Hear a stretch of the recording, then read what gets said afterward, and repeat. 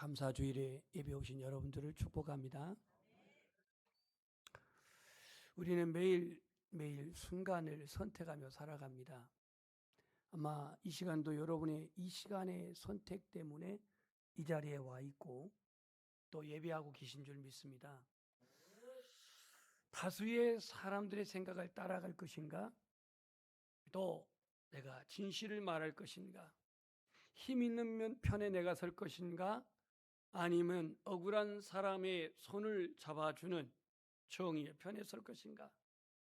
나를 미워하는 사람을 외면하고 살 것인가?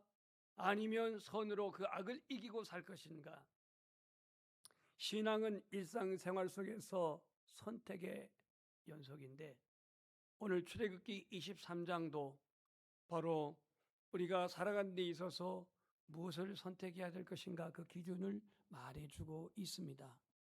특별히 이 출애굽기 20장에 십계명을 하나님 주셨는데 그 십계명을 이제 좀 더 풀어서 생활법 또 민법 여러 가지 그러한 법을 이제 나열해서 오늘 여기에 기록하고 있는데 그 중에 여기는 세 가지의 절기에 대해서 오늘 하나님이 말씀하고 있습니다. 오늘 14절 보면 너는 매년 3번 내게 절기를 지킬지니라. 3번 내게 절기를 지킬지니라 라고 이렇게 말합니다. 몇 번 지키라고요?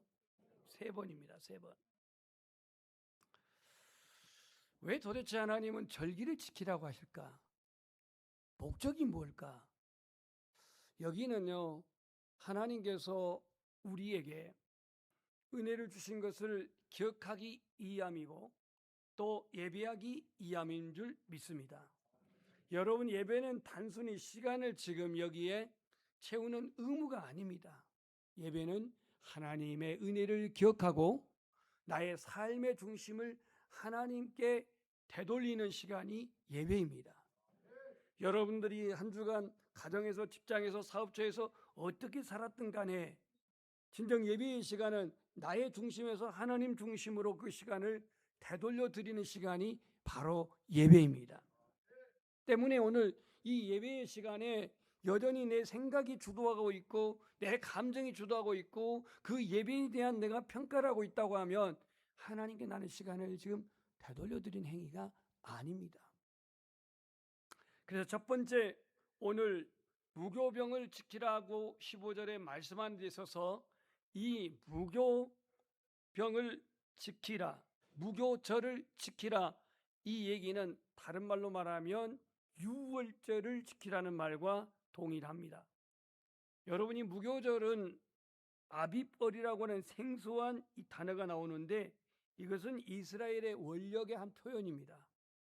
우리나라로 말하면 3월부터 한 4월쯤에 해당되는데 7일 동안 무교병을 먹으며 무교절을 지키라 이렇게 말합니다. 그러면 이 이스라엘 백성들이 출애굽한 것을 기억하기 위해서 유월절을 지키게 되었는데 우리는 유월절 역사를 보면은 그야말로 이스라엘 백성들이 불가항력적인 하나님의 권능에 의해서 그들이 출애굽했다는 사실을 알게 됩니다. 한 민족이 430년 동안 그 애굽이라고 하는 대제국의 압제와 박해와 학대를 받고 있었던 그 상황 속에서 자기의 땅도 아직 없어요. 이 히브리 민족이 돌아갈 땅도 없어요. 거기는 이미 원주민들이 살고 있어요. 가나안 부족들이 살고 있어요. 이런 상황에서 이스라엘에게 땅도 없는데 자기 영토도 없는데 미래가 어디 있고 희망이 어디가 있습니까?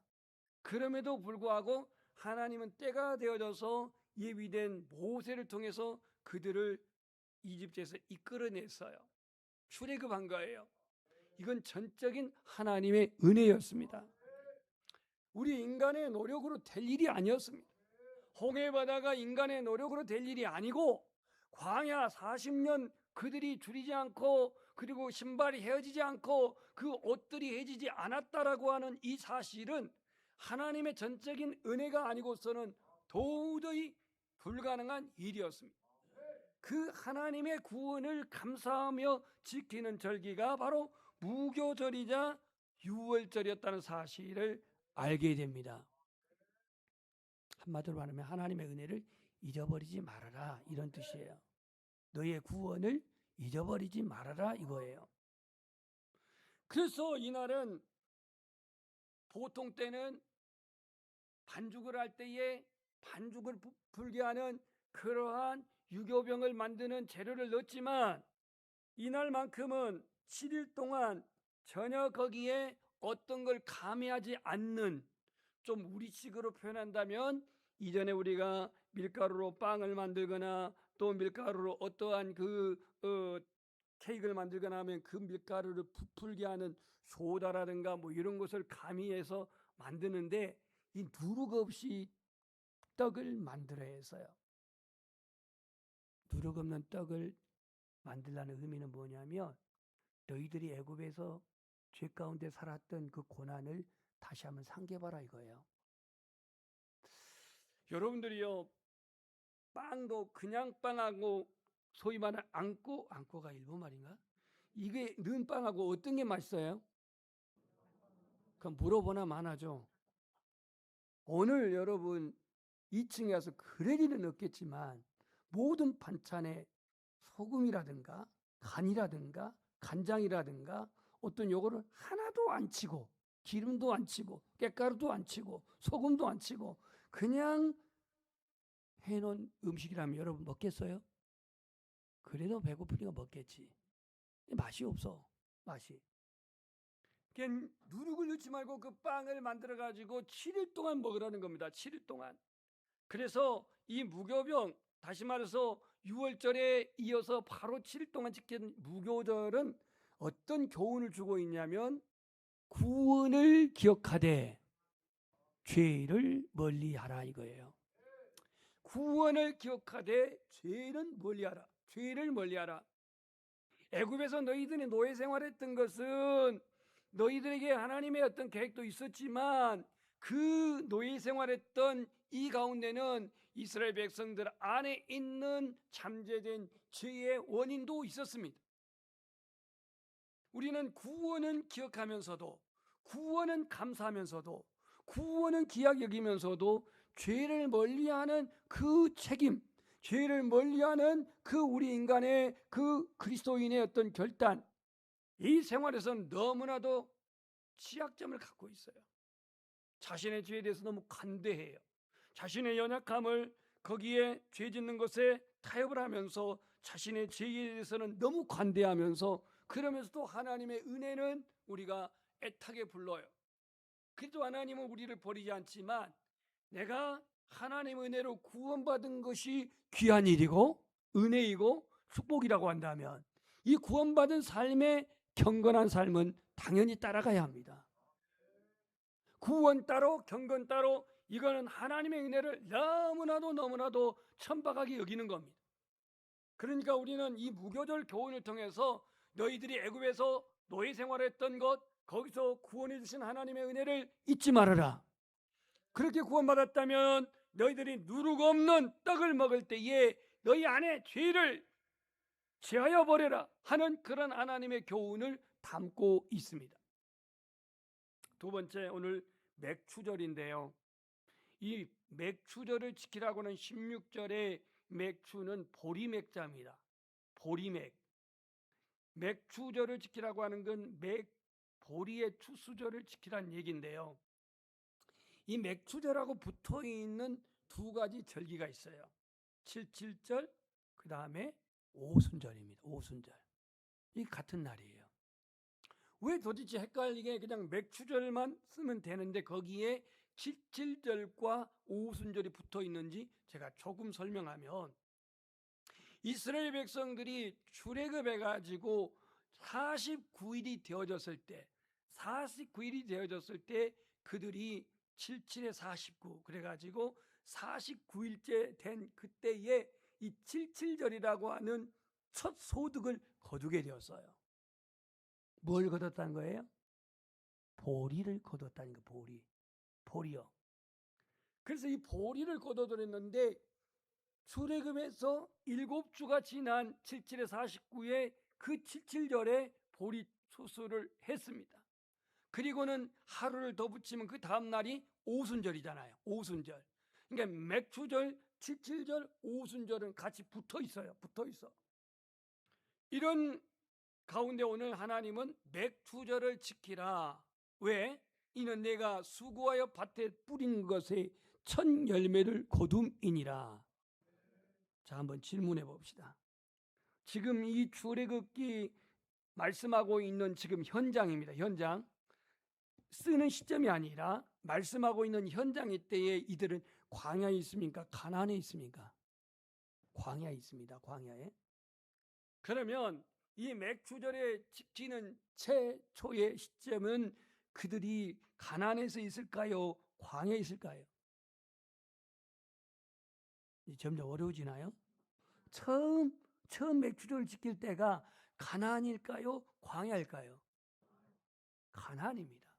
가나안에서 그들은 씨앗 뿌리고 거둔 거두는 보리를 거둔 거지, 광야에서는 그들이 씨 뿌리고 거둔 적이 없어요. 그러니까 오늘 본문의 맥추절을 지키라고 하는 이 말씀에는 너희들이 장차 가나안 땅에서 그 농사에서 소득을 얻을 것인데 이때에 이 처음 것을 하나님께 열매를 드려라. 이게 바로 맥추절의 기원입니다.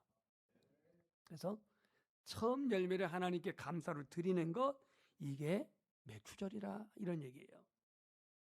우리가 하나님께 구원받았다고 하면 하나님께 구원받은 은혜를 여러 번 받았잖아요.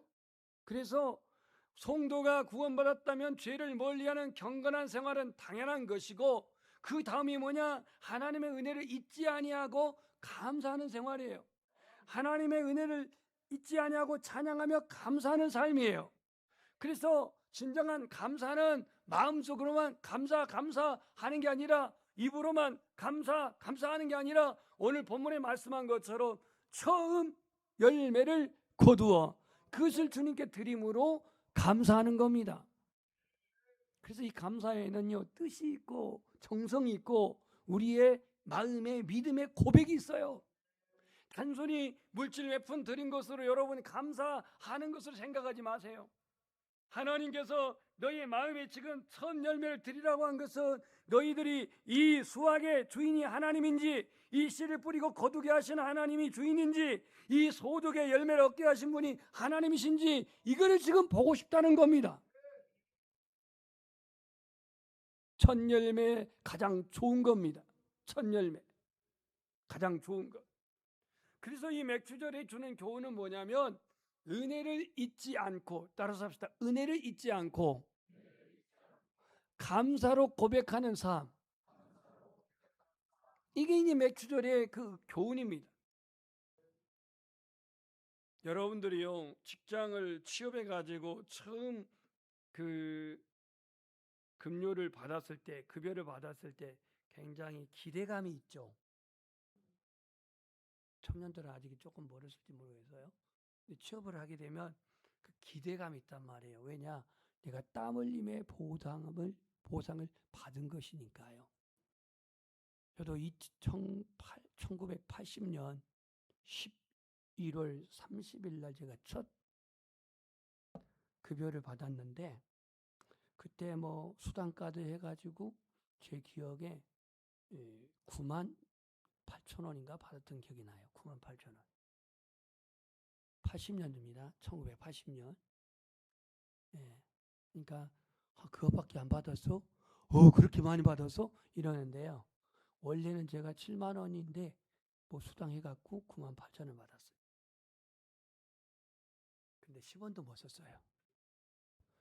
왜냐면, 야, 너 얼마 받았냐? 이렇게 9만 8천 원 받았는데요. 그래, 그럼 하나님께 드려야 되지 않겠냐? 그 얼마를 드릴 건데요? 다 갖고 와 그러더라고요. 그래가지고 그걸 갖다 다 드린 거예요. 그래서 첫 번째 받은 건 저는 봉투만 받았을 뿐이지 이 한 번 10원도 못 썼습니다. 10원도. 첫 열매를 그렇게 드린지는 몰랐지만 아무튼 반강제적으로 그 첫 소득을 드렸던 적이 있습니다. 근데요, 반강제적이었던 어쨌든 드린 것은 드린 거예요. 그래서 하나님께 그냥 잊어버렸습니다. 아쉽다 뭐 그런 생각을 갖지 않았어요. 우리는 이 감사하는 삶, 맥주절 지켜 이는 내가 수고하여 밭에 뿌린 것을 첫 열매를 거둠이니라 라고 이렇게 말씀을 했어요. 예전에 맥주 감사절이 되게 되면요, 시골에서는 보리 추수한 것을 이래 가져와 가지고 하나님께 드렸는데, 어떤 집들은 가마니를 2가마니 가져온 집도 있고, 어떤 집들은 또 뭐 몇 말 갖고 오는 그런 가정들도 있었어요. 많이 거둬들이는 그런 가정에서는 뭐 2가마니도 이렇게 가지고 그랬는데요. 그 당시에는 순전히 보리로 가져왔던 것을 보리로 그렇게 드렸습니다. 돈으로 드린 게 아니라 보리로 드렸던 그 어린 시절의 추억이 생각이 납니다. 그 다음 3번째가 오늘 수장절이라고 하는 절기에 나옵니다. 수장절. 수장이니까 또 그 물속에다 묻어버리나 이런 생각을 하지 마시고, 이 거둘 숫자에게 거둬들인다라는 건데, 거둬들여서 저장한다라는 그 수장절, 이거는 다른 또 용어로는 장막절이기도 하고 초막절이기도 합니다. 또는 추수절이기도 해요. 추수절. 그래서 이스라엘 백성들이 출애굽하여서 광야 생활을 할 때에 하나님은 머물라 하고 구름이 딱 멈추게 되면은 그들은 거기다가 장막을 쳤어요. 그리고 구름이 움직이면서 떠나라 그러면 장막을 전부 철수해 가지고 떠났어요. 그렇게 40년 생활을 광야 생활을 했는데, 이 광야 생활에 가장 적합한 그 하나의 장막이, 천막이 가장 적합했습니다. 이동식. 그래서 그들이 그 초막 생활할 때에 여기서 이 수장절을 경험하게 될 것을 분명히 또 말하면서 이 얘기를 합니다. 그래서 수장절은요, 한번 따라서 하겠습니다. 하나님의 보호와 인도하심을 기억하라. 우리는 어차피 이 땅에서 제한적인 삶을 살아갑니다. 아무리 여러분들이 오래 살고 싶다 할지라도 모세의 나이인 120세 이상을 살기가 어렵습니다. 세계에 지금 기네스북에 올라온 사람도 120년을 넘긴 사람이 거의 없습니다. 없어요. 그러니까 여러분들이 지금 60을 기준으로 한다면 반평생을 살았습니다. 그런데 우리는 이 땅에 살아가면서 제한적인 인생을 살아가면서 우리가 소망을 두고 살아야 할 곳이 어디입니까? 별로 지금 기대감이 없어. 별로 진정성이 없어요. 하나님 나라 아닙니까? 지금 하나님 나라가 아닐지라도 하나님 나라가 우리의 소망을 두는 것은 분명한데, 이스라엘 백성들이 40년 동안 그들이 광야 생활할 때에 하나님의 보호와 하나님의 인도하심이 있었기 때문에 가능한 겁니다. 그렇지만 우리는 잠깐의 이 생을 살면서 머물다가 떠나는 나그네 인생임을 기억해야 합니다. 세상에 소망을 두는 것이 아니라 영원한 하나님 나라에 소망을 두는 것이 그리스도인의 목표입니다. 우리 한번 따라서 하겠습니다. 감사는 은혜 받은 성도의 모습이요, 그 특징이다. 그러니까 내가 감사하는 삶은 그냥 의무적으로 되는 게 아니고 습관적으로 되는 게 아니고, 은혜 받으면, 은혜 있으면, 은혜 가운데 살면 감사는 자연스럽게 나오게 되어 있어요. 자연스럽게. 천국의 소망을 확실히 둔 성도는요, 매사에 그 하나님을 사랑하는 열심과 열정과 감격이 있어요. 내 안에 열심과 열정과 감격이 사라졌다면 나의 지금 삶의 표대가 하나님 나라의 천국인지 아니면 이 세상의 가연적이고 이 세상에 보이는 현실적인 것에 내가 지금 매몰되어 있지 않는지 한번 돌아봐야 돼요. 1년에 3번 오늘 절기를 무교절로, 그 다음에 맥주절로, 수장절로 지키라고 이렇게 말씀을 하셨는데, 우리는 조금 이걸 축소해서 상반기 하반기로 그렇게 감사주의를 지키고 있어요. 신앙이란 경건한 생활이 기본이고, 아멘, 감사와 고백으로 드리는 삶이 신앙이에요. 신앙은 뭐 그냥 하나님께로부터 받아야 된다, 축복을 받아야 된다, 내가 하나님 앞에 더 풍성한 복을 받아야 된다라고는 여기에 기준된 게 아니라 신앙은 경건의 생활이 우선순위고 감사의 고백으로 드리는 삶이 신앙이란 말이에요. 드리는 삶. 여러분 오늘 이 감사주의를 맞이해서 하나님께 어떤 마음으로 지금 나를 드리고 있는지 어제 이 메시지를 정리하면서 물질의 질량을 가지고 고민하여 혹 하나님 앞에 계산적인 예물은 아닌지 생활의 수준을 염려하고 고려해서 마지못해서 선택하는 예물은 아닌지 직분의 책임감 때문에 타인을 의식한 의무적인 예물은 아닌지 하나님은 나에게 있어서 너 직분에 매이라 너 직분에 비교해서 드려라 너 물질의 질량 가지고 고민해라 이렇게까지 하나님은 궁색하게 우리에게 감사를 기대하지 않아요. 너는 내가 소유주임을 너는 인정하느냐? 너는 먹을 씨앗을 내가 주었고 네가 땀을 흘렸지만 이 소득의 열매를 거두게 하신 나를 너는 인정하느냐? 너가 배고플 때 나는 너에게 먹을 것을 주었고 채워주었고 너희가 눌 자리를 살 수 있는 그러한 너의 삶의 거주지를 주었고 너의 보금자리를 주었는데 그 은혜를 너는 기억하느냐? 이걸 지금 보고 있는 거지. 쟤보다는 네가 더 많이 드렸구나. 네가 생활이 정말로 어려워서 정말로 계산하고 있거나 이걸 주님 보시지 않아요. 진실한 믿음의 고백이 있느냐 이거예요. 마리아가 그 옥합의 300데나리온의 옥합의 물질적인 가치보다도 더 귀하게 더 중요하게 여긴 것은 주님의 사랑이었어요. 주님의 은혜였어요. 300데나리온의 그 금액이면은 가난한 사람들을 얼마든지 도울 수 있는 그러한 현실적인 가치를 가지고 있는 금액이었어요. 그런데 자기들 그 돈이 아깝지 않겠습니까? 자기들 그 300데나리온에 해당되는 이러한 그 금액을 모으는 동안 그렇게 집중하지 않았겠습니까? 그런데 마리아에게 있어서는 옥합의 물질적인 가치보다도 더 귀하게 한 것이 은혜였고 사랑이었고 주님과의 만남이었습니다. 이거를 그는 여겼기 때문에 그것을 포기할 수가 있었습니다. 감사와 헌신의 삶은 성도에게 진정한 기쁨과 행복을 가져다 줍니다. 바울이 그를 고백하고 있습니다. 너는 범사에 감사하라. 이건 사도 바울이 감사의 삶을 살면서 그걸 일체의 비결이라고 그랬습니다. 어떤 환경에서도 자족하며 살 수 있는 비결이 감사했다라는 거예요. 감사. 그래서 누구는 조금 비약적으로 말하기를 이렇게 말했습니다. 좀 불편할지 모르겠지만 한번 고백해 봅시다. 믿음의 척도는 감사에 있다. 그러니까 감사라고 하는 고백도 신앙 고백도 감사라고 하는 하나님의 드림도 그 척도는 믿음에 있습니다. 믿음. 하나님의 선하시고 인자하심을 믿습니까? 우리를 변함없이 사랑하시는 그 사랑을 믿습니까? 예수 그리스도가 우리를 의의 길로 생명의 길로 인도하신 것을 믿습니까?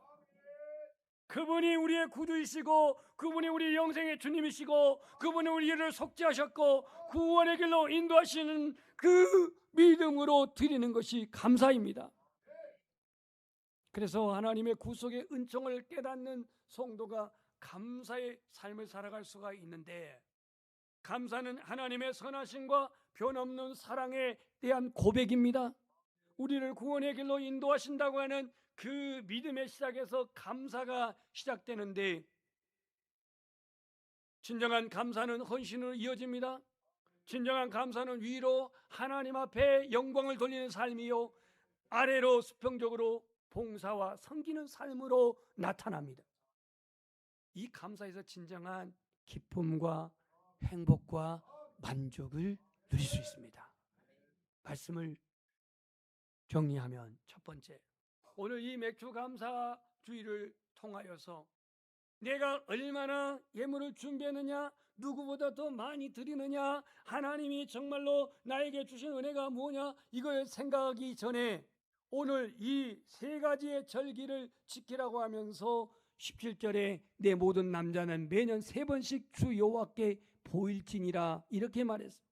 그러니까 유월절을 통해 그 다음에 이 오순절 그 맥주절을 통해 그 다음에 초막절 이 수장절을 통해 너희들은 반드시 내게 와서 보이라고 말합니다. 그래서 오늘 맥주감사절을 통해서 우리에게 주어지는 2가지의 교훈. 첫 번째는 진정으로 하나님의 구속의 은총을 깨닫고 감사합시다. 구속의 은혜를 깨닫고 감사하자. 그러면 하나님이 나를 구속했다고 한 것은 뭐로부터 구속이냐면 죄로부터 구속이에요. 심판으로부터 구속이에요. 영벌로부터 우리를 구속한 거예요. 때문에 우리는 하나님의 구속의 은총을 깨닫고 감사할 때에 우리는 경건한 생활이 당연히 따라와야 돼요. 이 경건한 생활은 영적인 죄를 상징하는 누룩을 제거해야 돼.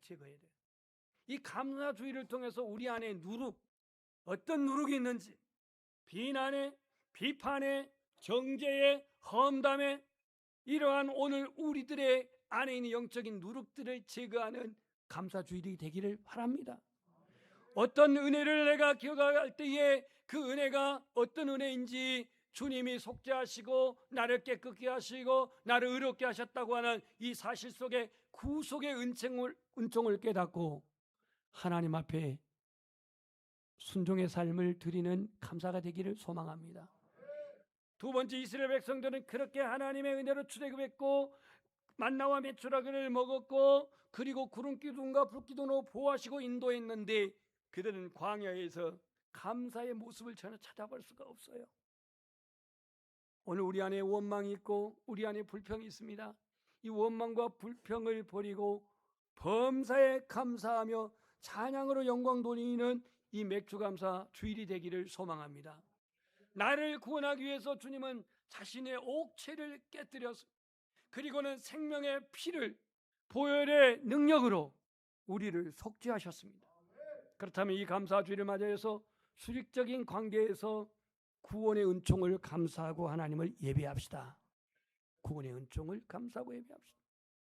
시편 136편 1절 이게 계속 반복되는데 여호와께 감사하라 여호와께 감사하라 그는 선하시며 그 인자하심이 영원하미로다. 오늘 이 찬양이 우리 모두의 고백이 되기를 축복합니다. 수평적인 관계에서 봉사와 섬김, 이 봉사와 섬김을 통해서 오늘 옆에 있는 사람을 이웃을 사랑하는 그러한 맥주감사주일이 되기를 소망합니다. 찬송가 가사에 이런 내용이 있습니다. 널 위해 몸을 주건만 너 무엇 주느냐 내 죄를 대속했건만 너 무엇 하느냐 이런 가사 찬송이 있는데요. 감사는 진정으로 입술의 열매를 맺는 축복의 비결입니다. 우리 찬송하겠습니다. 이 가사에 보면은 우리의 감사가 조건이 따라서 결과가